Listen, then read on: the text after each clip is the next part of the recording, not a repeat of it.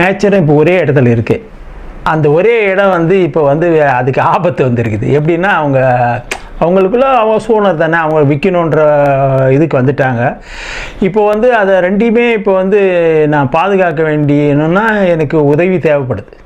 ஏன்னா என்னுடைய கேமராக்களை வந்து அந்த இடத்துல ஒரு மியூசியம் மாதிரி வைக்கலாம், வருங்கால மாணவர்கள் படிக்கிறதுக்கு யூஸ் ஆகும்.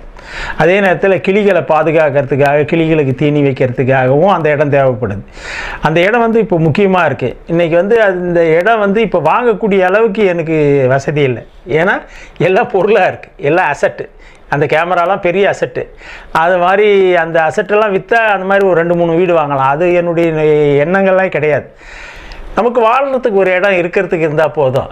அதனால் அந்த இடத்த நம்ம வந்து அரசாங்கமே அதை வந்து விலைக்கு வாங்கி அது ஒரு இடமா கட்டி கொடுத்து அந்த மியூசியம் வைக்கிறதுக்கும், அந்த நேச்சரை நேசிக்கிறதுக்கும் எனக்கு உதவி பண்ணாங்கன்னா போதும். ஏன்னா அந்த இடம் வந்து